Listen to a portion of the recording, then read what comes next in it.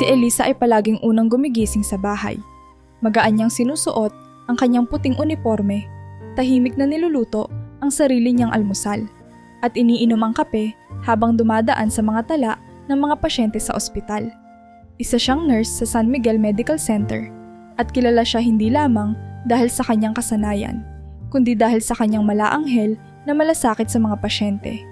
Sa bawat hakbang niya patungo sa ospital, nararamdaman niyang bahagi na ng buhay niya ang pangangalaga sa iba, ngunit alam din niyang nawawala na ang oras para sa sarili. Pagdating niya sa ospital, palaging may isang pasyente o kasamahan na bumabati sa kanya. "Good morning, Nurse Elisa," sabi ng isa habang ang isa pa'y nagtanong. "Nurse, pwede po bang patulong? Hindi ko mahanap ang doktor ko." Si Elisa, sa kabila ng tila walang katapusang trabaho, ay laging may maaliwalas ng ngiti. Kilala siya bilang taong handang tumulong kahit lampas na sa kanyang oras. Dahil dito, marami ang nagmamahal at humahanga sa kanya.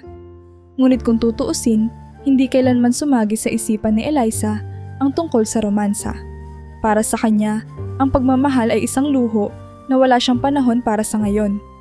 Isang araw, habang abala siya sa pag-check ng mga chart ng pasyente, narinig niya ang boses ng isang lalaki mula sa katabing silid. Bahagyang nakaawang ang pinto at sa loob nito'y isang binata na mukhang malalim ang iniisip. Si Vincent, isang pasyente na halos araw-araw niyang nadaraanan ngunit hindi pa talaga nakakausap, ay tila napapabuntong hininga sa bawat segundo. "Ano bang gagawin ko ngayon? Hindi na yata matatapos ang problemang to," ani Vincent na para bang sa sarili niya ay nagsasalita. Tumigil si Eliza sandali. Mukhang mabigat ang pinagdaraanan, naisip niya, ngunit naalala rin niyang hindi tamang makialam sa buhay ng iba kung hindi naman hinihingi.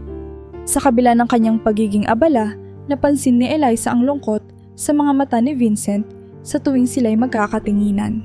Sa tuwing dumadaan siya sa silid, napapansin niyang madalas itong nagkukulong sa sarili. Halos ayaw kausapin ang mga nurse na sumasagot sa tawag niya. May kung anong pumukaw sa interes ni Elisa. Ang tanong, bakit tila naliligaw ang landas ng batang ito? Gayunpaman, minabuti niyang huwag itong pansinin ng husto. Siguro kapag handa siyang magkwento, saka ko siya kakausapin. Bulong niya sa sarili. Lumipas ang ilang araw at sa bawat pagkakataong nadadaanan niya si Vincent, naririnig niya ang pira-pirasong salaysay tungkol sa kanyang buhay. Isang mahinang bulong mula sa silid. "Hindi ko alam kung paano pa ako magpapatuloy." Naririnig niya itong binabanggit ang mga pangalan. Isang babae, isang kaibigan, at ang pangalan ng kanyang ama. Hindi alam ni Eliza kung ano talaga ang nangyayari, pero ramdam niyang malalim ang sugat na dinadala ni Vincent. Sa kabila nito, nagpatuloy si Eliza sa kanyang trabaho. Sinusubukang huwag pang himasukan ang personal na buhay ng binata. Nais niyang maghintay ng tamang sandali bago siya gumawa ng hakbang. Habang tinatapos niya ang kanyang shift, isang hapon, dumating ang kanyang matalik na kaibigang si Laura. Si Laura ay matagal ng kaibigan ni Elisa mula pa noong kolehiyo. Isang simpleng ngunit kaakit-akit na babae, kasal si Laura sa isang bilyonaryo na halos bihira niyang makasama dahil sa trabaho nito sa ibang bansa. Nagtungo si Laura sa ospital, dala ang mga pasalubong at simpleng balita tungkol sa kanilang mga dating kaibigan. "Uy Elisa, hindi ka pa rin nagbabago. Palagi ka pa ring abala." Biro ni Laura sabay halik sa pisngi ni Elisa. "Kaya mo pa bang maglaan ng oras para sa kaibigan mo?" Napangiti si Elisa. "Kahit kailan para sa'yo, Laura. Ano ba ang balita? Musta na si Marco?" "Busy pa rin sa trabaho, alam mo naman siya. Lagi na lang nasa meeting, kaya minsan parang ako na lang ang asawang iniwanan sa mansyon." Pabirong sabi ni Laura. Nagpatuloy ang kwentuhan nila, puno ng tawanan at mga alaala ng nakaraan.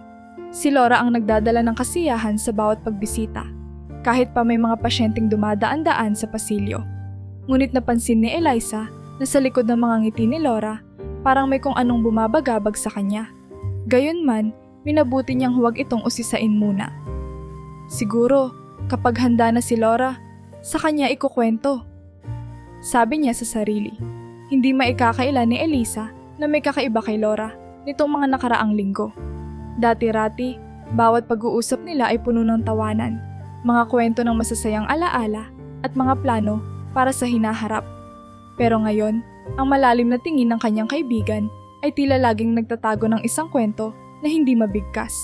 Madalas silang magkita noon, pero sa mga huling araw, halos hindi na nagpapakita si Laura sa ospital o tumatawag man lang. Isang araw, matapos ang kanyang shift, sinubukang tawagan ni Eliza si Laura. Tumunog ang telepono ng ilang beses bago ito sinagot. "Laura, kamusta ka? Kanina pa kita iniisip." Bungad ni Eliza sa kabilang linya. "Okay lang. Pasensya na. Abala lang ako sa bahay. Alam mo naman maraming inaasikaso." Sagot ni Laura, pero halata sa boses niya ang kawalan ng sigla. "Eliza, salamat sa pag-aalala. Pero wag kang mag-alala. Ayos lang ako. Alam mo naman, ganito talaga ang buhay may asawa." Bagamat magiliw pa rin ang tono ng kaibigan, ramdam ni Eliza ang pilit na pagsasalita nito. "Kung may kailangan ka, Laura, nandito lang ako. Sabihin mo lang, hindi mo kailangan gawing mag-isa ang lahat." Tugon ni Eliza. Ngunit bago pa niya masabi ang iba pang mga salita, mabilis na nagpaalam si Laura at ibinaba ang telepono. Iniwan nito si Eliza na nagtataka at nag-aalala. Makalipas ang ilang araw, patuloy na napapansin ni Eliza ang tila palaging pagkawala ni Laura sa mga usapan at pagtitipon na dati nilang pinag-uusapan. Sa tuwing tinitingnan niya ang social media ni Laura, wala itong bagong post at kahit ang mga dating madalas na update nito tungkol sa buhay may asawa ay tuluyan nang nawala. Sinubukan niyang dumalaw sa bahay ng kaibigan, ngunit palaging sinasabi ni Laura na abala siya o nasa labas si Marco. Dahil dito, nanatiling palaisipan kay Eliza ang biglaang pagbabago ng kanyang kaibigan. Isang gabi, habang nagpapahinga si Eliza matapos ang mahabang araw sa ospital, biglang may kumatok sa kanyang pinto. Agad niyang binuksan ito at tumambad si Laura. Ang kanyang dating maayos at masayahing kaibigan ay tila ibang-iba. Ang buhok nito'y magulo, namumula ang mga mata at halatang umiiyak. "Laura, anong nangyari? Pasok ka! Dali!" Mabilis na niyakap ni Eliza ang kaibigan at inalalayan papasok sa kanyang apartment. Agad niyang tinimplahan ito ng tsaa at binigyan ng basang tuwalya para mapunasan ng luha. "Hindi ko na kaya, Eliza." Nanginginig na sabi ni Laura habang nakatingin sa baso ng tsaa. Parang naguguluhan na ako sa buhay ko. Hindi ko na alam kung ano ang gagawin ko." Naupo si Eliza sa tabi ng kaibigan. "Laura, nandito ako. Pwede mong sabihin sa akin kahit ano. Hindi kita huhusgahan. Ano bang nangyayari?" Tanong niya, puno ng malasakit. Pero umiling si Laura at tumingin sa labas ng bintana. "Hindi ko alam kung paano ko ipapaliwanag. Ang dami kong iniisip. Ang dami kong problema. Pakiramdam ko, parang hindi na ako ang dati kong sarili. Para akong ibang tao na." "Pero bakit, Laura? Ano ba ang dahilan? May kinalaman ba si Marco dito? May nangyayari ba sa inyo?" Tanong ni Eliza nang may halong kabang hindi niya maipaliwanag. Alam niyang may mabigat na rason kung bakit tila ibang-iba na ang kaibigan. Umiling si Laura at pinilit ng umiti, pero halata sa mga mata nito ang lungkot at takot. "Eliza, salamat sa pagiging nandito para sa akin. Sa totoo lang, hindi ko alam kung anong mangyayari kung wala ka. Pero, hayaan mo muna ako, okay? Hindi pa ako handang magkwento. Pero salamat ha. Salamat talaga." Bagamat nababahala, ginagalang ni Eliza ang desisyon ni Laura. Alam niyang hindi niya maaaring pilitin ang kaibigan na magsalita kung hindi pa ito handa. Gayunpaman, hindi maiwasan ni Eliza na mag-isip. Anong klase ng problema ang dinadala ni Laura? Bakit tila malaki ang pagbabago sa ugali nito? Pagkatapos ng ilang oras ng pag-uusap, dahan-dahan nang bumalik ang kaunting sigla kay Laura. Umuwi ito sa bahay nang may bahagyang ngiti, pero naiwan si Eliza na nag-iisip pa rin. May kung anong mabigat sa puso niya. Ang dating masayahin at maaliwalas na Laura na kilala niya ay tila napalitan ng isang taong takot, nag-aalala at puno ng tanong. Habang binabalikan ni Eliza ang mga nakaraang linggo, napagtanto niyang matagal na palang may kakaiba. Ang tila unti-unting pagbabago ni Laura ay hindi niya agad napansin dahil sa sarili niyang abala sa trabaho. Ngunit ngayon, malinaw na malinaw. May pinagdaraanan si Laura na mas malalim kaysa sa inaasahan. Hindi ito basta-bastang problemang pampamilya o pang-asawa. May kung anong malaking palaisipan sa likod ng mga luha at ngiti ng kaibigan niya. Habang isinasara ni Eliza ang pinto ng apartment matapos ihatid si Laura, nagdasal siyang sana'y hindi mapahamak ang kaibigan. Alam niyang hindi niya maaaring pabayaan si Laura sa ganitong sitwasyon. "Babantayan kita, Laura," bulong niya sa sarili. "Hindi ko alam kung anong problema, pero tutulungan kita. Nandito lang ako." Nagdaan pa ang ilang araw mula noong dumalaw si Laura sa apartment ni Eliza. Kahit pansamantalang naibsan ang pag-aalala ni Laura noong gabing iyon, batid ni Eliza na hindi pa rin nawawala ang bigat ng problema ng kaibigan. Madalas pa rin niyang iniisip ang hitsura ni Laura. Magulo ang buhok, namumula ang mga mata at halatang wala sa sarili. Sa tuwing bumabalik ang alaalang iyon, hindi maiwasang magtanong ni Eliza. Ano kaya ang dinadala ni Laura? Bakit tila hindi nito masabi ang tunay na dahilan? Isang gabi, dumating muli si Laura. Halos pareho ang itsura niya noong una siyang nagpunta. Litong-lito, umiiyak, at tila may dalang malaking pasanin. Hindi nagdalawang isip si Eliza na papasukin siya. "Laura, halika. Umupo ka muna. Gusto mo ba ng tubig o tsaa?" Alok ni Eliza, pilit pinapakalma ang kaibigan. "Salamat, Eliza," sagot ni Laura habang naupo sa sopa. Nanginginig ang mga kamay nito habang hawak ang tasa ng tsaa. Ilang saglit muna ang lumipas bago ito muling nagsalita. "Alam kong hindi mo maiintindihan ito, pero kailangan ko nang ilabas." Ani Laura, mabigat ang boses. "Hindi ko na kaya, Eliza. Gusto ko nang patayin si Marco." Parang binuhusan ng malamig na tubig si Eliza. Hindi siya makapaniwala sa kanyang narinig. Halos hindi siya nakakibo at ilang segundo ang lumipas bago niya natanong, "Laura, anong ibig mong sabihin? Bakit mo naiisip yan?" Napaikot si Laura sa kanyang kinauupuan, parang hindi alam kung paano ipapaliwanag. "Hindi ko na kaya, Eliza," ulit nito. "Simula nang makilala ko siya, akala ko siya na ang taong magpapasaya sa akin. Pero nagkamali ako. Hindi niya ako minamahal, Eliza. Hindi niya ako ginagalang. Ang tingin niya sa akin, isang bagay lang na pwede niyang kontrolin." "Pero, patayin siya?" Tanong ni Eliza, pilit pinapakalma ang boses. "Laura, napaka-extreme naman yan. Sigurado ka bang wala ng ibang paraan?" "Wala na," sagot ni Laura habang tuluyan ng tumulo ang mga luha. "Hindi na ako makalabas sa relasyon naming ito. Ayokong masaktan ulit. Ayokong patuloy na magdusa. Kaya ko naisip to. Eliza, wala na akong ibang maisip na solusyon." Hindi alam ni Eliza kung paano sasagot. Ramdam niya ang sakit ng kaibigan, ngunit hindi niya rin matanggap na ang solusyon nito ay kitilin ang buhay ni Marco. Tumayo siya at hinawakan si Laura sa balikat. "Laura, kalma ka. Alam kong mabigat ang nararamdaman mo ngayon, pero kailangan mong mag-isip muli. Hindi ito ang tamang paraan. Hindi natin malulutas ang problema sa ganitong paraan." "Pero paano, Eliza? Paano ako makakawala?" Tanong ni Laura, halos magmakaawa. "Wala akong kakampi. Walang naniniwala sa akin. Maging ikaw siguro, iniisip mo na baliw ako." "Hindi, Laura. Hindi kita iniisip na baliw.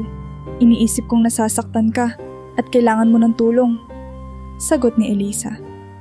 "Pero hindi ito ang tamang sagot. Kailangan pag-isipan natin ito ng mabuti. Hindi ka nag-iisa. Nandito ako." Tumagal pa ng ilang minuto ang usapan nila. Paulit-ulit na sinasabi ni Eliza na maghinay-hinay muna si Laura at huwag gumawa ng anumang bagay na maaaring pagsisihan. Unti-unting kumalma si Laura, bagamat halata pa rin ang takot at gulo sa kanyang isipan. Pag-alis ni Laura, naiwan si Eliza na nakatulala sa kawalan. "Paano nangyari ito?" Tanong niya sa sarili.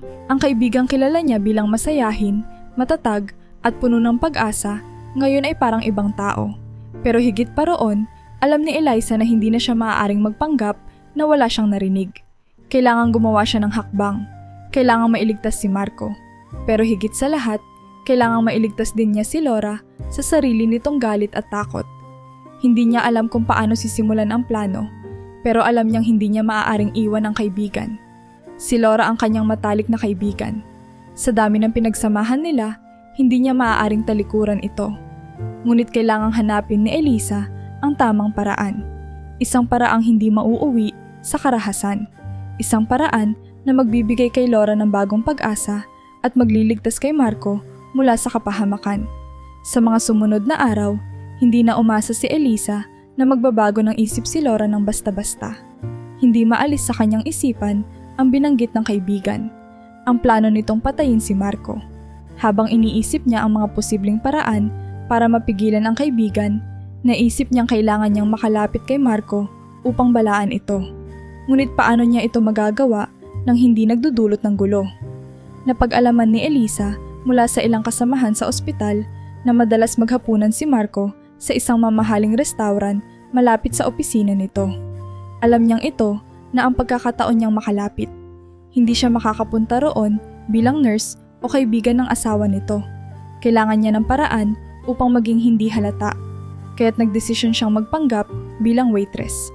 Hinanap niya ang isang lumang uniforme ng waitress na minsang isinuot niya sa isang charity event at inaral muli ang mga galaw ng pagiging tagasilbi. Napag-alaman niya ang schedule ni Marco at sa isang tiyak na gabi, nagtungo siya sa restaurant upang maghintay. Habang naglalakad papasok, naramdaman niya ang kaba. Ano kaya ang iisipin niya? Maniniwala kaya siya sa akin? Bulong niya sa sarili, ngunit hindi siya maaaring umatras. Kailangang mailigtas niya si Marco bago pa maging huli ang lahat. Sa loob ng restaurant, unti-unting nakuha ni Elisa ang tiwala ng mga regular na empleyado. Hindi siya nagpakita ng pag-aalinlangan at ginampanan niya ang kanyang papel ng may kumpiyansa. Pasensya na, unang gabi ko pa lang dito, sabi niya sa isang senior staff habang binubuhat ang mga plato. Ngumiti ang kasamahan at sinabing, walang problema, basta't magalang ka sa mga customer, magiging maayos din ang lahat. Habang lumilipas ang gabi, unti-unti nang pumasok ang mga kilalang customer. Isa na rito si Marco na naupo sa kanyang paboritong sulok na mesa. Tahimik siyang umupo at nag-order ng kanyang regular na pagkain. Hindi maalis ni Elisa ang kaba, ngunit naghintay siya ng tamang pagkakataon. Habang naghahain ng inumin, nagpaalam siya sa senior waiter na siya ang magsiserve sa mesa ni Marco. Naku, sigurado ka ba? Napaka-importanting tao niyan. Wika ng kanyang kasamahan. Ngumiti lamang si Elisa. Kaya ko po, sagot niya. Dala ang tray ng pagkain, lumapit siya kay Marco. Good evening, sir. Bati niya, sinubukang itago ang kanyang nerbiyos. Tumingala si Marco at tumango. Salamat! Maikling sagot nito. Habang inaayos ni Elisa ang pagkain sa mesa, sinubukan niyang suriin ang kanyang mga salitang sasabihin. Kailangang maging maingat siya, isang maling galaw at baka mas malagay sa peligro si Marco o si Laura. Sa isang malumanay na boses, nagsalita siya. Sir, pasensya na kung makikialam ako. Hindi ko alam kung sino ang pwedeng magsabi sa inyo nito. Pero, may dapat po kayong malaman. Natigilan si Marco, itinaas ang tingin at tumingin diretso kay Elisa. Ano yun? Tanong nito, may halong pagtataka sa boses. Niyuko ni Elisa ang ulo at sinabing, hindi ko po pwedeng ipakita kung sino ako, pero may impormasyon po ako na kailangan makarating sa inyo. Tumahimik muna siya saglit bago bumulong. Delikado po ang pagkain ninyo. May nagbabalak po sa inyo at ang balak nila ay lasunin kayo. Nanlaki ang mga mata ni Marco pero hindi ito agad nag-react. Ano? Sino? Bakit? Tanong niya ng mahina. Nagpatuloy si Elisa.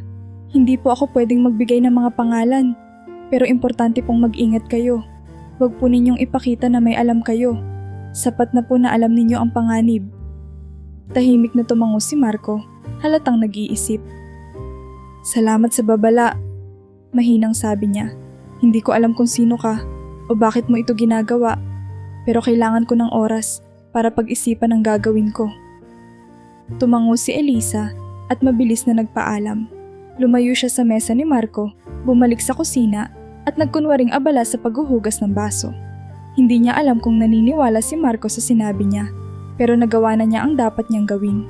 Sa gabing iyon, umalis siya sa restaurant na may magkahalong ginhawa at kaba. Alam niyang may gagawin si Marco, pero alam din niyang hindi pa tapos ang kanyang tungkulin. Mahirap mang isipin, kailangan niyang ituloy ang plano. Hindi natulog ng maayos si Marco noong gabing iyon. Matagal niyang pinag-isipan ang babala ng mahiwagang waitress. Hindi niya alam kung sino ang nagsabi ng impormasyon, ngunit ramdam niyang may katotohanan ang mga sinabi nito. Sa loob ng maraming taon, madalas na siyang nakaramdam ng malamig na distansya sa kanilang relasyon ni Laura, ngunit hindi niya kailanman inakala na hahantong ito sa isang mapanganib na plano. Paano kung totoo? Bulong niya sa sarili habang tinitingnan ang basong tubig sa kanyang kamay. Mula noon, sinimulan na niyang maging mas mapagmatyag. Sa mga sumunod na araw, naging maingat si Marco sa bawat pagkain at inumin na inihahain sa kanya. Hindi na siya basta-basta tumitikim ng mga hinanda ni Laura. At kung minsan ay itinatapon niya ng palihim ang pagkain upang siguraduhin hindi siya malalason. Habang tumatagal, napansin niyang tila iba ang kilos ni Laura. Ang mga simpleng tingin nito ay parang may halong kaba at ang mga kilos ay tila nagiging alanganin. Isang gabi, nagdesisyon si Marco na magsaliksik ng mas malalim. Binuksan niya ang kanyang computer at sinimulang suriin ang mga transaksyon at tala ng kanilang bahay. Sa unay wala siyang makitang kakaiba, ngunit habang lumalalim ang pagsisiyasat, napansin niyang may mga kamakailang order na hindi niya alam. Mga hindi karaniwang kemikal at sangkap na tila walang ibang gamit kundi sa paggawa ng lason. Diyos ko! Bulong niya habang tinitingnan ang mga resibo. Ito ba ang sinasabi ng waitress? Napakapit siya sa mesa at napaisip. Hindi na siya maaaring maghintay pa. Kailangang may makausap siya na makakatulong. Nagbalik si Marco sa restaurant sa parehong araw ng linggo kung kailan siya unang nabigyan ng babala. Hindi niya sigurado kung nandoon pa rin ang waitress na iyon, ngunit naghintay siya ng buong gabi. Nang dumating ang isang babaeng may pamilyar na mukha, agad siyang tumayo. "Miss, sandali!" Tawag niya. Nagkukunwaring hindi siya kilala, lumapit si Eliza. "May kailangan po kayo, sir?" Tanong niya, subalit sa loob-loob niya iramdam niya ang kaba. "Gusto kong magpasalamat sa'yo," sagot ni Marco nang mahina. "Sa sinabi mo noong huli, nagkaroon ako ng pagkakataong magbantay. Ngayon, mukhang totoo ang lahat ng sinabi mo." Tumingin si Eliza sa paligid bago marahang bumaling kay Marco. "Kailangan nating maging maingat," sabi niya. "Hindi ligtas ang lugar na ito para mag-usap ng masinsinan." "Naintindihan ko," sagot ni Marco. "Ngunit kailangan kong malaman, ano pa ba ang nalalaman mo?" "Ang layunin ko lang ay masigurong ligtas kayo," ani Eliza. "Kung may ebidensyang hawak kayo, baka kailangan nating itong ipaabot sa tamang tao." Nagkasundo silang magkita sa isang mas pribadong lugar. Doon nila sinimulang pag-usapan ng mas malalim ang mga nahanap ni Marco. Ipinakita niya kay Eliza ang mga resibo at mga transaksyon na nagbigay linaw sa hinala nila. Sa bawat piraso ng impormasyon, mas lumilinaw ang larawan ng plano laban sa kanya. "Hindi ko akalain na hahantong sa ganito," sabi ni Marco habang tinitingnan ang mga papel. "Paano nagawa ni Laura ang ganito? Akala ko kilala ko na siya." "Hindi ko rin akalain," sagot ni Eliza. "Pero ang mahalaga ngayon ay malaman natin ang buong katotohanan. Kailangan maging maingat tayo sa bawat hakbang." Sa mga sumunod na araw, patuloy na naging mas maingat si Marco sa bawat kilos niya sa loob ng kanilang bahay. Sa tuwing may pagkain o inuming inihahain si Laura, palagi na siyang nagdadahilan upang hindi ito kainin. Napansin din niya ang pagkapit ni Laura sa kanyang mga gamit. Tila ba sinisigurado nitong wala siyang makikitang kakaiba. Gayunman, sa tulong ni Eliza, unti-unti nilang nabubuo ang mga piraso ng puzzle. "Sa tingin ko, dapat na nating ipasa ang mga ebidensya sa tamang tao," mungkahi ni Eliza sa isang gabi nilang pag-uusap. "Kailangan nating kumilos bago pa maging huli ang lahat." "Sang-ayon ako," sagot ni Marco. "Pero paano kung mahanap tayo ni Laura? Paano kung malaman niyang may ginagawa tayo?" "Dito pumapasok ang pagiging maingat," tugon ni Eliza. Kung gagawin natin ito ng tama, hindi niya malalaman. Kailangan lang nating magtiwala sa isa't isa. Habang tumatagal, mas lumalalim ang pagtitiwala ni Marco kay Elisa. Hindi niya alam kung paano niya nagawang sumandal sa isang taong halos hindi niya kilala. Pero ramdam niya ang sinseridad nito. Ganito rin ang nararamdaman ni Elisa. Hindi niya inaasahang magiging malapit siya sa isang taong dating wala siyang ugnayan. Ngunit ramdam niyang tama ang ginagawa nila. Unti-unti, ang dalawa ay naging magkaagapay sa paghahanap ng katarungan. Sa kanilang huling pag-uusap, bago iakyat ang mga ebidensya sa tamang awtoridad, tinitigan ni Marco si Elisa. Hindi ko alam kung ano ang mangyayari pagkatapos nito, sabi niya. Pero gusto kong malaman mo, Elisa, na malaki ang utang na loob ko sa'yo. Kung wala ka, baka wala na rin ako ngayon. Ngumiti si Elisa at tumango. Gagawin ko ang makakaya ko para matulungan ka. Kaya nating lampasan ito, Marco. Sa saglit na iyon, naramdaman nilang hindi na sila mag-isa sa laban. Patuloy silang kumilos ng maingat, nagplano ng mabuti, at naghintay ng tamang pagkakataon upang ilantad ang katotohanan. Habang patuloy na naghahanap si Marco at Elisa ng sagot, hindi nila inaasahang matutuklasan ang isa pang layer ng lihim sa likod ng plano. Isang araw, habang nagpapanggap si Eliza bilang waitress upang bantayan ang kilos ni Marco sa restaurant, aksidenteng narinig niya ang isang pamilyar na boses. Laura, hindi na pwedeng umatras. Kung hindi mo gagawin ang pinag-usapan natin, alam mo kung anong mangyayari. Matigas at mariing boses ang umalingaw mula sa isang pribadong cubicle sa dulo ng restaurant. Si Elisa, na nagliligpit ng pinggan malapit sa kinaroroonan ng boses, ay napahinto. Si Laura iyon. Pero sino ang kausap niya? Carlo, please. Hindi ko kaya. Hindi ko kaya gawin to. Sagot ni Laura, may halong panginginig sa boses. Napataas ang kilay ni Elisa. Sino si Carlo? At bakit tila ganito ang tono ng usapan nila? Bagamat hindi niya nakikita ang mukha ng kausap, malinaw sa mga salitang narinig niya na may kontrol si Carlo kay Laura. Ang dating matalik na kaibigan niya, na laging may sariling paninindigan, ay tila nawalan ng kapangyarihang magdesisyon para sa sarili. Habang nagpapanggap na busy sa ibang trabaho, sinikap ni Eliza na magmatsyag. Laura, alam mong wala kang ibang mapupuntahan. Patuloy ni Carlo. Ginawa mo na ang kalahati ng plano, kaya tapusin mo na. Hindi pwedeng umatras ngayon. Tandaan mo, hawak ko ang lahat. Napilitan si Laura na tumango at umalis sa restaurant nang walang kaalam-alam na naroon si Elisa, nagmamasid at nakikinig. Nang makauwi si Elisa, pinag-isipan niya ng mabuti ang kanyang narinig. May malaking piraso ng puzzle na ngayon ay lumabas. Si Carlo ang taong nasa likod ng lahat. Si Carlo, ang dating kasintahan ni Laura, ang nagtutulak dito para gawin ang kasuklam-suklam na plano laban kay Marco. Sa susunod na pagtatagpo ni na Marco at Elisa, agad niyang ibinahagi ang kanyang natuklasan. Marco, may nalaman ako. Hindi lang si Laura ang nagplano ng lahat ng ito. May isang tao sa likod niya, ang dati niyang kasintahan na si Carlo.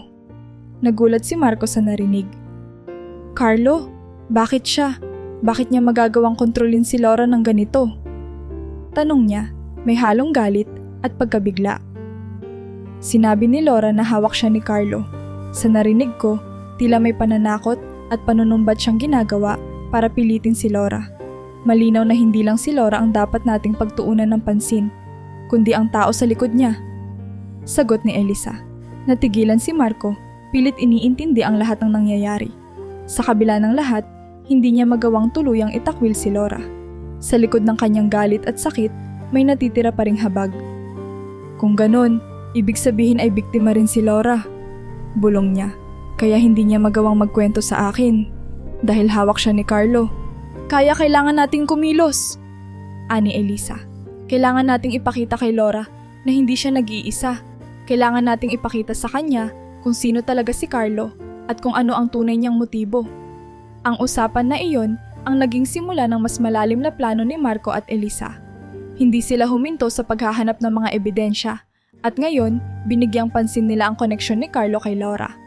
Napagtanto nila na matagal na palang nagtatangkang bawiin ni Carlo ang kayamanan ni Marco. Isang bagay na hindi niya natupad sa pamamagitan ng relasyon nila ni Laura noon. Hindi naging madali ang lahat. Si Marco, bagamat nasasaktan at galit, ay kinailangang magpakumbaba at pilit na intindihin ang asawa.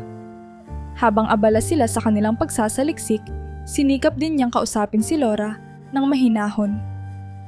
"Laura," simula niya, "alam kong may iba pang nangyayari. Hindi ko alam ang buong kwento, pero gusto kong malaman. Sabihin mo sa akin, hindi kita huhusgahan." Halata ang kaba sa mata ni Laura, ngunit hindi niya magawang magsalita. "Marco, hindi mo naiintindihan," sambit niya, pero bago pa siya makapagsalita ng higit pa, napigil niya ang kanyang dila. Sa kabila nito, hindi sumuko si Marco. Nagpatuloy siya sa pagpapakita ng pag-aalaga kahit paramdam niyang may itinatago pa rin ang kanyang asawa. Si Elisa, samantala, ay patuloy na naghahanap ng paraan upang makalap ang mas malalim na ebidensya. Sa isang pagkakataon, sinubukan niyang makalapit sa mga kaibigang dating kakilala ni Carlo upang malaman ang tungkol sa kanyang pinagmulan. Unti-unti, naipon nila ang mga detalye, mga kasunduan, transaksyon, at koneksyon na magpapatunay sa tunay na intensyon ni Carlo. Sa bawat hakbang nila, mas lumalalim ang pagkakaintindihan ni Marco at Elisa.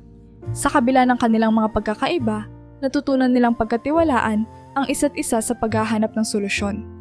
Ngunit habang patuloy silang nagsasaliksik, alam nilang papalapit na rin sila sa bingit ng malaking revelasyon. Sa bawat natutuklasan nila, mas nagiging malinaw kung sino ang tunay na kontrabida sa likod ng plano. Ang dating kasintahang si Carlo na hindi natigil sa kanyang ambisyon, at ang dahilan kung bakit napilitang gawin ni Laura ang mga bagay na labag sa kanyang loob. Ang huling linggo ng kanilang pagsasaliksik ay ang pinakamatindi. Si Marco at Elisa, parehong hindi na makatulog ng maayos, ay gumugol ng mga oras sa pagre-review ng mga dokumento, pagtawag sa mga dating kakilala ni Carlo, at pag-verify ng mga ebidensya na kanilang natipon. Ang dami ng impormasyon ay hindi na mapapasinungalingan.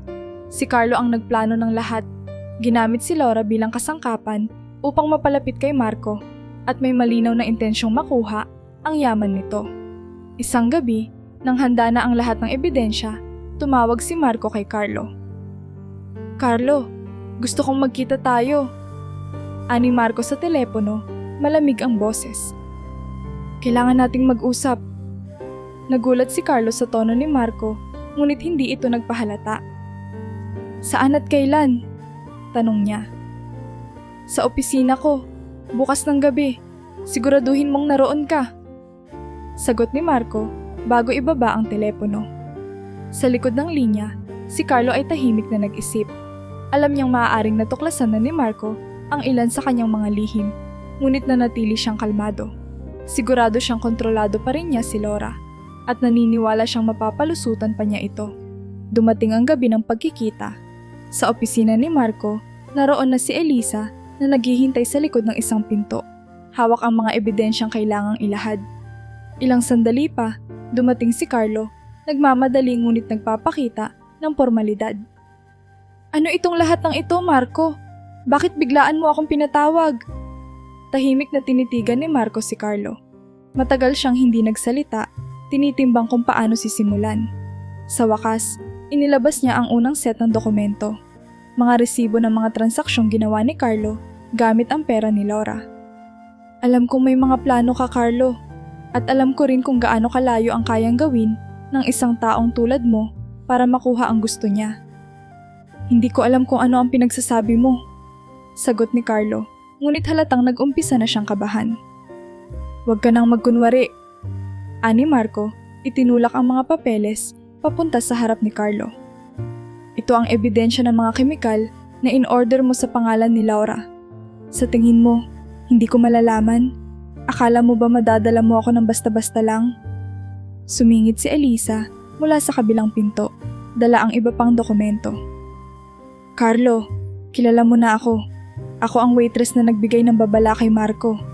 At ngayon, dala namin ang lahat ng ebidensya laban sa iyo."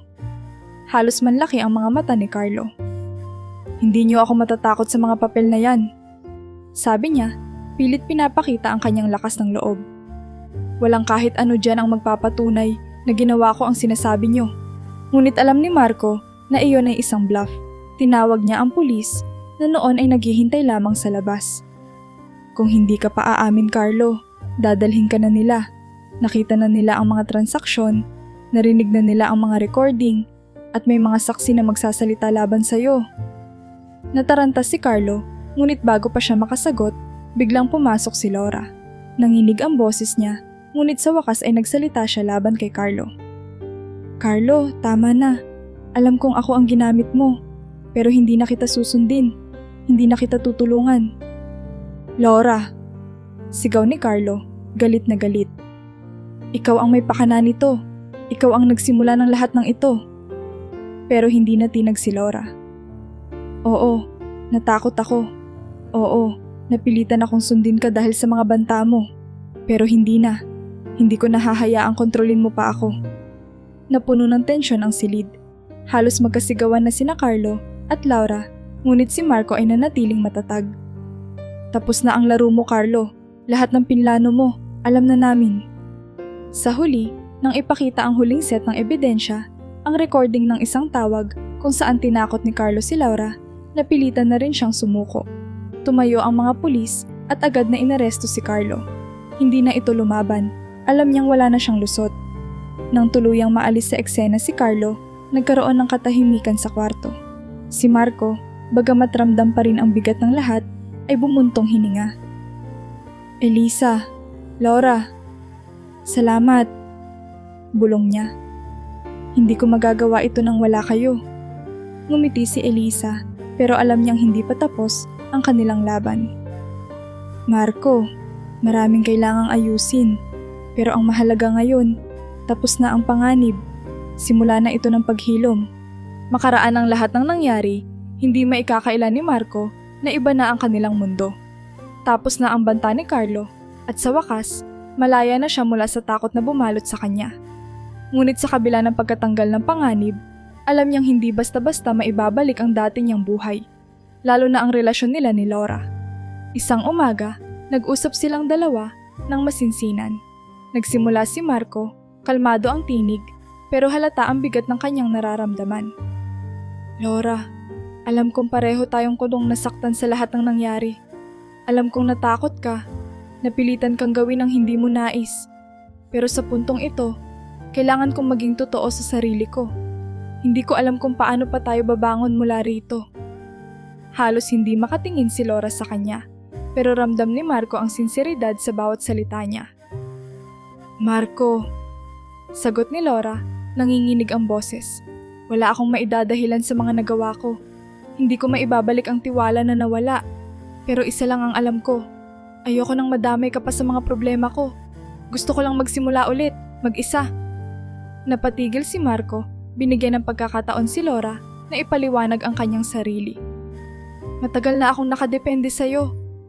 Patuloy ni Laura, sa kayamanan mo, sa kabaitan mo. Pero napagtanto ko, kung gusto kong maging mas mabuting tao, kailangan kong bumuo ng sarili kong landas. Kailangan kong ayusin ang buhay ko nang walang ibang inaasahan. Tumango si Marco. Ramdam niyang ito ang tamang desisyon. Hindi lamang para kay Laura, kundi para sa kanilang dalawa. Ayoko na ring umasa sa isang relasyon na sira na.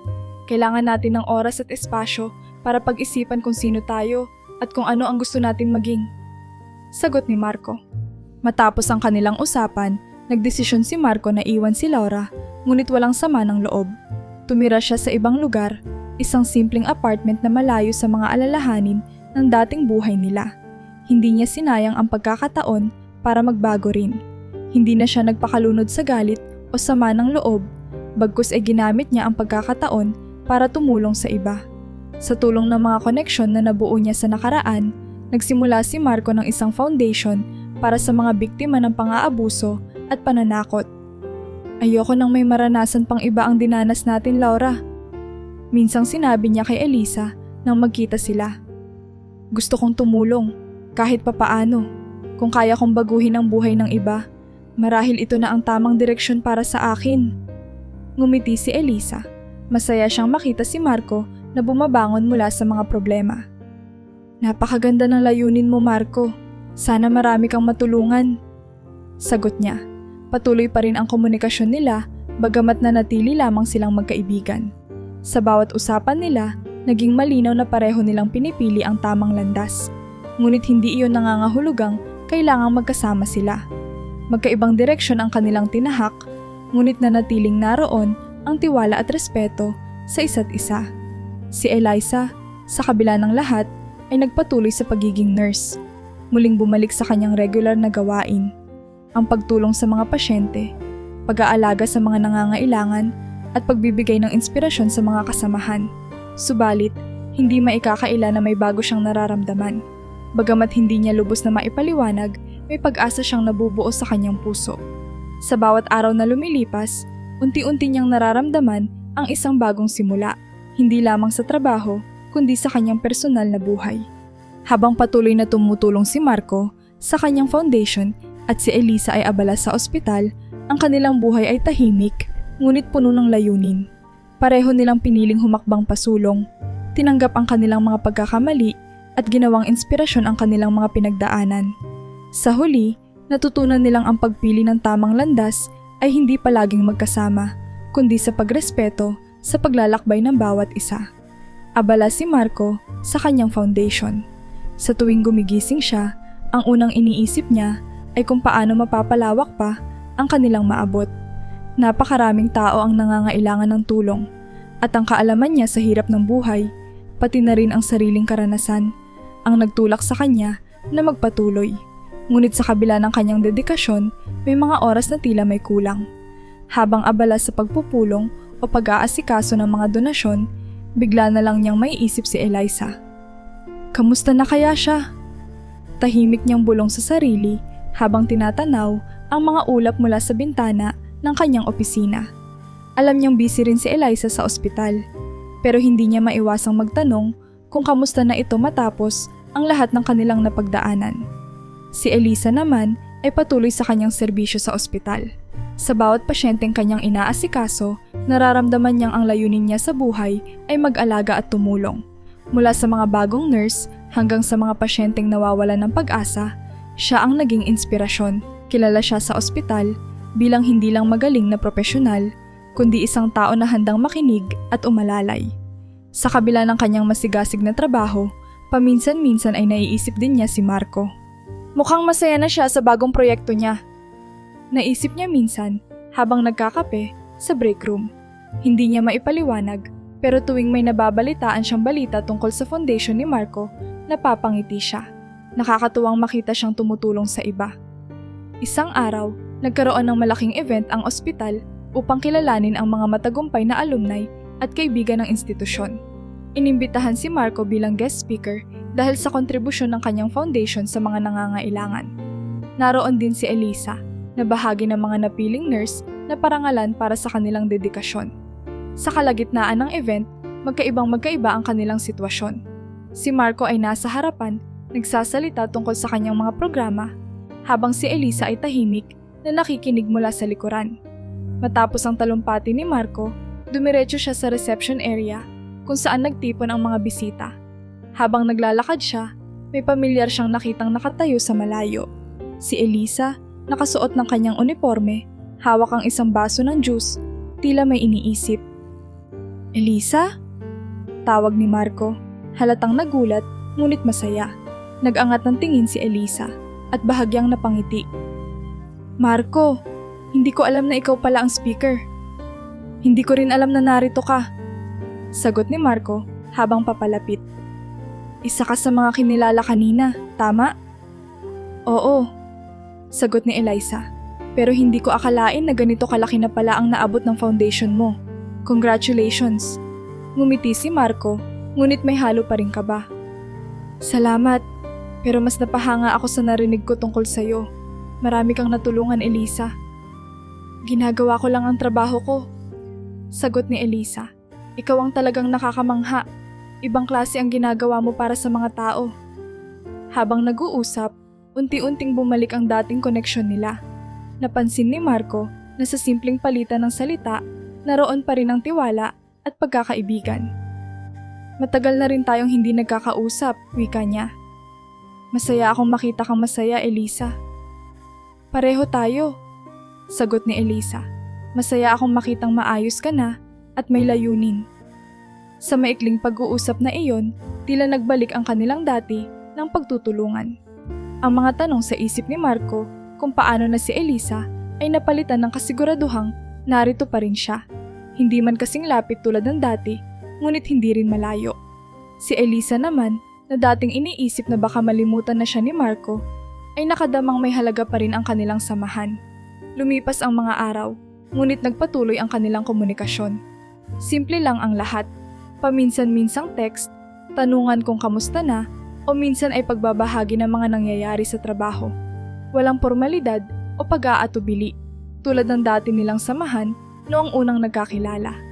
Sa bawat mensaheng kanilang natatanggap mula sa isa't isa, unti-unting lumalalim ang kanilang koneksyon. Hindi nila kailangang magmadali. Sa halip, hinayaan nilang umusbong muli ang kanilang samahan, hakbang-hakbang. Para kay Marco, ang bawat sandali ng pag-uusap nila ay tila panibagong inspirasyon para sa kanyang ginagawa. Si Elisa talaga, naisip niya minsan. Hindi ko alam kung paano niya nagagawang magbigay ng lakas sa ibang tao, kahit simpleng salita lang. Para naman kay Elisa, ang mga simpleng tanong ni Marco tungkol sa kanyang kalagayan ay nakakapagbigay ng kakaibang saya. Nakakatuwa, sabi niya minsan sa sarili, na kahit ganoon ang nangyari noon, nandyan pa rin siya. Sa bawat araw, kahit abala sila sa kanilang mga tungkulin, hindi nila pinababayaan ang kanilang komunikasyon. Wala silang tiyak na plano o malinaw na landas na sinusundan, ngunit pareho nilang nararamdaman na may bagong pagkakataon na nagbubukas para sa kanila. Isang landas na maaaring hindi nila inaasahan, ngunit sabik silang tuklasin. Makalipas ang ilang linggo mula nang magtagpo sila sa event, mas lalong lumalim ang samahan ni Marco at Elisa. Hindi nila inasahan na ang simpleng kamustahan ay unti-unting magiging mas madalas na pag-uusap. Hindi ito nag-umpisa bilang intensyon na bumuo ng isang relasyon. Sa halip, nahanap nila ang kanilang sarili na umaasa sa isa't isa, sa kanilang payo, sa kanilang mga salita, at sa kanilang tahimik na suporta. Si Marco, na dating abala sa mga usapin ng negosyo at kawanggawa, ay napansin ang isang bagay na matagal na niyang hindi nararamdaman. Sa bawat kwento ni Elisa tungkol sa kanyang mga pasyente, sa bawat pagkukwento ng isang masayang tagumpay sa ospital, naramdaman niyang siya ay binibigyang inspirasyon. Elisa, minsan niyang nasabi, hindi ko alam kung paano mo nagagawang magbigay ng pag-asa sa napakaraming tao. Sa bawat araw na kausap kita, pakiramdam ko mas marami pa akong kayang gawin. Ngiti lamang ang isinagot ni Elisa. Pero sa totoo lang, siya rin ay nagulat sa unti-unting pagbabagong nadarama. Ang dati niyang pagtingin kay Marco bilang isang kaibigan na kanyang natulungan ay nagiging mas malalim. Sa bawat salita nito, sa bawat kwento ng kanyang mga layunin, naramdaman niyang hindi lang ito isang mabuting tao, kundi isang tao na tunay na nagmamalasakit. Hindi lamang sa mundo, kundi maging sa kanya. Ang ganitong damdamin ay hindi nila agad binanggit. Pinili nilang hayaan itong lumago ng natural. Walang pilit, walang sapilitan. Sa mga panahong magkausap sila, nadama nila ang ginhawa na parang matagal na silang magkasama kahit sa simpleng usapan lang.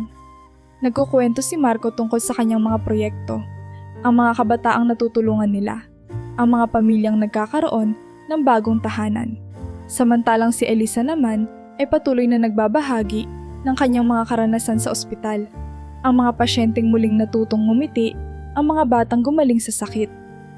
Marco, minsang nasabi ni Elisa, sa totoo lang, hindi ko akalain na may tao pa palang gaya mo. Madalas kasi, nakakakita ako ng mga mayayaman na parang nawawala sa sarili. Hindi alam kung ano ang gagawin sa buhay. Pero ikaw, sinigurado mong ang yaman mo ay nagagamit sa tama. At higit sa lahat, natutunan mong maging mas bukas at handang tumulong. Napatigil si Marco sa sinabi ni Elisa. Alam mo, sagot niya, hindi ko rin ito magagawa kung wala ka. Noong una tayong nag-usap, hindi ko inaasahan na ikaw ang magtuturo sa akin ng halaga ng totoong pagtulong. Kung hindi dahil sa'yo, baka hanggang ngayon, naghahanap pa rin ako ng tamang landas. Dahan-dahan nilang hinayaan ang damdaming iyon na lumago. Sa bawat sandaling magkasama sila, kahit simpleng tawag lang sa telepono o maikling mensahe, Unti-unti nilang nadama ang pagkakaroon ng isang bagay na higit pa sa pagkakaibigan. Hindi nila ito kailanman pinilit. Hinayaan nilang maging natural ang daloy ng kanilang ugnayan. At sa bawat araw na lumilipas, napagtanto nilang mas komportable sila sa isa't isa. Marco, sabi ni Elisa, minsang nagkape sila matapos ang isang event ng foundation. Gusto kong malaman mo na napakahalaga ng ginagawa mo. At hindi ko lang sinasabi ito dahil kaibigan kita. Sinabi ko ito dahil naniniwala ako sa'yo. Ngumiti si Marco, tila nagdadalawang isip kung sasagot. Ngunit matapos ang ilang sandali, hinawakan niya ang tasa ng kape at sumagot. Elisa, maraming salamat. Alam mo, sa totoo lang, simula nang makilala kita, naramdaman kong may kakaibang lakas sa buhay ko. Alam kong hindi ko pa nasasabi ito dati, pero mahalaga ka sa akin. Napatingin si Elisa sa kanya, bahagyang nagulat pero hindi kinakabahan. Tiningnan niya ang mga mata ni Marco at naramdaman niyang totoo ang sinabi nito. Hindi niya alam kung ano ang isasagot, ngunit isang mahinang ngiti ang kanyang binigay. Salamat, sagot niya ng mahinahon. At sana alam mong mahalaga ka rin sa akin. Simula noong gabing iyon, nag-iba ang ihip ng hangin. Hindi man sila formal na magkarelasyon, nagkaroon sila ng koneksyong mas malalim pa sa dati. Hindi nila kailangang ipaliwanag o bigyang linaw ang kanilang nararamdaman. Sa halip, tinanggap nila ito ng tahimik at may respeto. Ang pagmamahalan na iyon ay hindi puno ng magagarbong salita o makukulay na pangako. Simpleng respeto, malasakit at pag-unawa ang naging pundasyon ng kanilang relasyon. Sa bawat araw na lumipas, natutunan nilang mas kilalanin ang isa't isa.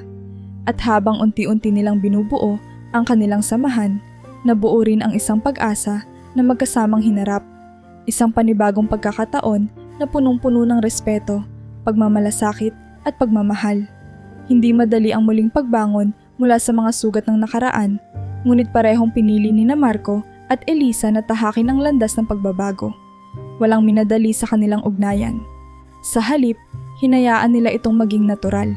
Isang pagsasama na hindi pinilit, kundi hinubog ng panahon at pagtitiwala. Si Marco, sa kabila ng mga hamon ng pagmamaneho ng isang foundation, ay nanatiling nakatuon sa kanyang layunin. Sa bawat tagumpay at bawat problemang dumating, natutunan niyang umasa hindi lamang sa sarili, kundi sa mga taong talagang nagmamalasakit. Isa na rito si Elisa. Palagi siyang nariyan upang magbigay ng payo, maglaan ng oras, at minsan, simpleng makinig lang. Marco, sabi ni Elisa, isang gabi habang nagkakape sila sa isang tahimik na kainan. Napansin kong mas lumalaki na ang sakop ng foundation mo. Kamusta ka sa gitna ng lahat ng ito? Napangiti si Marco. Minsan nakakapagod, tugon niya. Pero sa totoo lang, Elisa, mas ramdam ko ngayon ang dahilan kung bakit ko ginagawa ito. Hindi ito para sa akin lang. Ito'y para sa mga taong kailangan ng tulong. At sa totoo lang, malaking bahagi ng inspirasyon ko ay ikaw. Natigilan si Elisa, bahagyang nagulat, ngunit natuwa sa sinseridad ng mga salita ni Marco. Hindi ko alam na ganyan ang tingin mo, sagot niya, bahagyang nakangiti.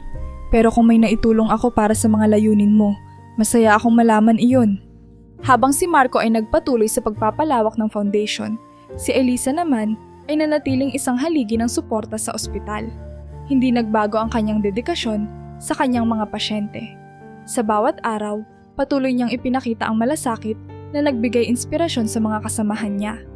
Maging ang mga bagong nurse ay madalas magtanong sa kanya kung paano siya nagagawang manatiling kalmado at positibo sa kabila ng mahirap na trabaho. Elisa, paano mo ba nagagawang ngumiti kahit sobrang dami ng ginagawa? Tanong ng isang trainee nurse habang nag-aayos ng mga chart. Ngumiti si Elisa at sumagot. Iniisip ko lang na bawat pasyente may kwento. Kapag tinulungan natin sila, bahagi tayo ng kwentong iyon. At para sa akin, sapat na iyon para magpatuloy. Samantala, sa bawat usapan nila ni Marco, mas tumitibay ang tiwala nila sa isa't isa. Hindi na nila kailangang sabihin ang lahat ng bagay. Madalas, sapat na ang presensya ng bawat isa upang malaman nilang hindi sila nag-iisa. Sa bawat hamon na dumating, nagkapit-bisig sila. Kapag may malaking desisyon na kailangang gawin si Marco, si Elisa ang unang kinokonsulta niya. At kapag nahihirapan si Elisa sa ospital, alam niyang may makikinig at magpapalakas ng loob sa kanya. Si Marco. Alam mo, Elisa, minsang nasabi ni Marco, sa lahat ng mga pinagdaanan natin, natutunan ko kung gaano kahalaga ang may taong mapagkakatiwalaan. Hindi ko siguro kayang lampasan ang lahat kung wala ka. Marco, pareho lang tayo. Sagot ni Elisa. Hindi ko rin siguro kayang harapin ang mga pagsubok sa ospital kung wala kang mga salita ng suporta. Alam mo, kahit hindi ko sinasabi, malaking bagay na andyan ka. Habang dahan-dahang umaayos ang kanilang mga buhay, mas naramdaman nilang may matibay na pundasyon ang kanilang samahan. Hindi ito perpekto at minsan may mga alitan o di pagkakaunawaan, pero sa huli, laging nariyan ang respeto at pagmamalasakit. Natutunan nilang ang isang relasyon, maging ito man ay pagkakaibigan o higit pa, ay hindi kailanman dapat ipilit. Dapat itong tumubo sa tiwala, pag-unawa at suporta sa isa't isa. Sa kanilang pagharap sa hinaharap, ramdam nilang mas handa na sila sa anumang darating. Higit pa sa anumang material na tagumpay o pagkilala, natutunan nilang ang tunay na kayamanan ay ang mga taong pinipili nilang makasama sa bawat hakbang ng kanilang paglalakbay. Sa wakas, dumating na ang araw na matagal nang hinihintay ni Marco at Elisa. Ang kasong isinampa nila laban kay Carlo ay umusad na sa korte at unti-unting natibag ang kanyang mga palusot sa harap ng mga ebidensyang kanilang nakalap. Sa bawat araw ng pagdinig, higit na nalalantad ang kanyang mga kasalanan. Ang pananakot, ang pagsasabuatan, at ang hindi mabilang na mga pandaraya na nagdulot ng matinding pinsala, hindi lamang kay Marco, kundi pati na rin kay Laura. Sa huling araw ng paglilitis, idineklara ng hukuman ang hatol kay Carlo. Tuluyang napatunayan ang kanyang pagkakasala at siya ay nasintensyahan ng maraming taon ng pagkakabilanggo. Tahimik na nakatayo si Marco habang binabasa ang desisyon, ramdam ang bigat ng bawat salita, ngunit naroon din ang bahagyang ginhawa. Alam niyang hindi na muling makapananakit si Carlo at ang katarungan ay nanaig. Paglabas ng korte, humarap si Marco kay Elisa na nandoon upang magbigay ng suporta. Tapos na rin, Elisa, sabi niya, bakas ang pagod ngunit may halong pag-asa sa kanyang boses. Ngumiti si Elisa kahit naramdam din niya ang bigat ng mga nangyari. Tama ka, Marco, pero higit pa sa hustisya para sa atin, sana'y magsilbi itong babala sa iba. At higit sa lahat, sana'y ito na ang simula ng mas maayos na buhay para sa lahat ng naapektuhan. Kasabay ng desisyong ito, gumawa si Laura ng sariling hakbang. Napagtanto niyang kailangan niyang tuluyang lumayo sa anino ng nakaraan. Bagamat hindi madaling tanggapin ang mga naging pagkakamali niya, alam niyang ang tanging paraan upang bumangon ay ang magsimula ng panibagong buhay sa ibang bayan. Doon, inumpisahan niya ang simpleng pamumuhay, malayo sa ingay ng lungsod, mula sa isang tahimik na komunidad kung saan walang nakakakilala sa kanya. Naging mas maingat siya sa kanyang mga desisyon at bagamat hindi niya agad nahanap ang kapatawaran sa sarili, unti-unti niyang natutunan na harapin ang kanyang mga pagkukulang. Habang si Laura ay tahimik na nagsisimula ng bagong kabanata, si Marco naman ay patuloy sa pagpapalawak ng kanyang proyekto. Binago niya ang pangalan ng foundation upang kilalanin ang pinakamalaking inspirasyon niya, si Elisa. Tinawag niya itong Elisa Foundation bilang pagpupugay sa taong nagturo sa kanya ng halaga ng tunay na pagtulong. Kung hindi dahil sa'yo, minsang sinabi niya kay Elisa, hindi ko malalaman na ang kayamanan ay hindi nasusukat sa pera, kundi sa mga buhay na naaabot natin. Marco, sagot ni Elisa, hindi mo kailangang pangalanan ito sa akin. Ang mahalaga ay ang layunin nito, ang makatulong, ang magbigay pag-asa sa mga nangangailangan. Ngunit nanindigan si Marco. Ang pangalan mo ang simbolo ng mga taong hindi sumusuko, ng mga taong nagtitiwala at nagmamalasakit. Ang kwento mo, Elisa, ay kwento ng pag-asa at pagbabago. Habang lumalaki ang Elisa Foundation, mas dumarami ang mga natutulungang pamilya, mga bata na nagkakaroon ng edukasyon at mga komunidad na natututong bumangon mula sa hirap. Ang dating takot na bumalot kay Marco ay napalitan ng kasiguraduhan. Alam niyang kahit anong hamon ang dumating, kayang-kaya niyang harapin dahil may mga taong naniniwala sa kanya. Si Elisa naman ay nagpatuloy sa kanyang gawain bilang nurse.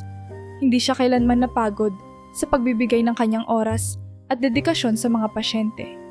Ang bawat ngiti ng pasyenteng gumagaling, ang bawat pasasalamat mula sa mga pamilyang naalagaan niya, ang nagtulak sa kanya na ipagpatuloy ang kanyang misyon. Hindi man siya kilala ng lahat, alam niya sa kanyang puso na ginagawa niya ang tamang bagay. Minsan iniisip ko, Elisa, sabi ng isang bagong nurse habang nag-aayos ng mga medical supplies. Bakit parang hindi ka napapagod? Ano ang sikreto mo? Ngumiti si Elisa at sumagot. Ang sikreto? Siguro dahil alam ko na ang bawat maliit na bagay na ginagawa natin ay mahalaga. Kung may matutulungan kang isang tao ngayon, malaki na ang maitutulong noon para sa kanyang kinabukasan. Sa gitna ng kanilang mga abala, nanatiling bukas ang komunikasyon ni Marco at Elisa. Sa bawat tagumpay ng foundation, tinatawagan ni Marco si Elisa upang ibalita ito. At sa bawat araw na mahirap sa ospital, si Elisa naman ang nagtatanong kay Marco ng mga payo. Sa bawat salitang kanilang binibitawan, lalo pang tumitibay ang kanilang pagkakaibigan at pagmamahalan. Hindi na kailangang magmadali o ipilit. Hinayaan nilang ang kanilang samahan ay natural na tumibay, tulad ng isang malusog na halaman na unti-unting yumayabong. Ang hustisya ay nanaig, ngunit higit pa roon, ang bawat isa ay natutong harapin ang kanilang mga kahinaan, tanggapin ang kanilang mga pagkakamali at bumangon mula sa mga ito. Ang kanilang kwento ay hindi lamang kwento ng tagumpay laban sa kasamaan. Ito rin ay kwento ng pag-asa, ng pagkakaibigan at ng tunay na pagbabago. Ilang taon ang lumipas at sa wakas, muling nagtagpo ang mga landas ni Marco at Elisa. Sa isang espesyal na event na inorganisa ng Elisa Foundation, nagtipon ang mga dating benepisyaryo, kasalukuyang mga tumutulong, at mga kaibigan na naging bahagi ng matagumpay na kwento ng organisasyon. Ang Grand Ballroom kung saan ginanap ang pagtitipon ay puno ng mga kwento ng tagumpay. Mga dating nawala ng tirahan na ngayon ay may maayos ng tahanan. Mga batang dating hindi makapag-aral na ngayon mga profesional na at mga pamilya na muling nakabangon mula sa hirap. Habang nagpapakilala ang mga bisita at nagpapasalamat sa tulong na kanilang natanggap, palihim na umupo si Marco sa isang mesa sa gilid. Mula roon, tahimik niyang pinanood ang mga nangyayari. Ngunit sa likod ng lahat ng atensyon at papuri na natatanggap ng foundation, may hinahanap siya. Sinuri niya ang bawat mukha ng mga dumadating, umaasang makita ang pamilyar na anyo ni Eliza. Nang makita niya siyang pumasok, tila nawala ang lahat ng ingay sa paligid. Si Elisa, na nakasuot ng simpleng bestida, ay mukhang katulad ng dati, maaliwalas ang mukha at mapayapa ang ngiti. Ang kanyang presensya ay nagdala ng tahimik na ginhawa sa buong silid, parang liwanag na bumalot sa isang tahimik na gabi. Nang magtama ang kanilang mga mata, saglit na napatigil si Marco bago siya dahan-dahang tumayo at lumapit. "Salamat sa pagpunta!" Mahinang sabi ni Marco nang tumigil siya sa harap ni Elisa. Hindi niya ito makuhang direktang tingnan sa mata. "Ang tagal na rin pala natin hindi nagkikita." "Oo nga," sagot ni Elisa, bahagyang ngumiti. "Ngunit lagi kong sinusubaybayan ang ginagawa mo. Napakaganda ng lahat ng naabot ng foundation mo." "Natin," pagwawasto ni Marco. "Elisa, hindi ko ito magagawa kung wala ka. Kung hindi dahil sa'yo, hindi ko malalaman ang totoong halaga ng pagtulong. Ang pangalan ng foundation ay hindi lamang parangal. Ito ay paalala na lahat ng ito ay nagsimula sa isang simpleng babala, sa isang simpleng malasakit mo sa akin." Natigilan si Elisa sa sinabi ni Marco. Habang tinitingnan niya ito, naramdaman niya ang bigat ng sinseridad sa bawat salita. "Marco, salamat," wika niya. "Ngunit hindi mo kailangang gawin iyon. Masaya ako na makita kang masaya at matagumpay. Iyon na ang sapat para sa akin." Pero umiling si Marco. "Hindi, Elisa. May matagal na akong gustong sabihin. Hindi ko ito nasabi noon dahil iniisip ko na baka masira lang ang pagkakaibigan natin. o baka magbago ang lahat. Ngunit ngayon, gusto kong malaman mo kung gaano ka kahalaga sa akin. Elisa, hindi lang ito tungkol sa foundation o sa mga natulungan natin. Ikaw ang dahilan kung bakit ako muling nagkaroon ng direksyon. Ikaw ang nagpakita sa akin kung ano ang tunay na pagmamalasakit at pag-ibig. Halos hindi makapagsalita si Eliza. Ang mga salitang iyon ay hindi niya inaasahan. Ngunit sa kaloob-looban niya, alam niyang naroon din ang damdaming iyon. Matagal na niyang nararamdaman na si Marco ay higit pa sa isang kaibigan. Ngunit sinubukan niyang itago iyon dahil sa takot na magulo ang kanilang samahan. Ngayon, narito ang lalaking minsang nakilala niya. Puno ng tapang, nagpapaalam ng nararamdaman. Marco, mahina niyang sabi. Sa totoo lang, hindi ko rin alam kung paano sasabihin ito. Sa loob ng maraming taon, ikaw ang naging sandalan ko, ang inspirasyon ko. Pero natatakot akong magbago ang lahat kung aminado tayo sa nararamdaman natin. Hindi na mahalaga kung ano ang mangyari. Sagot ni Marco.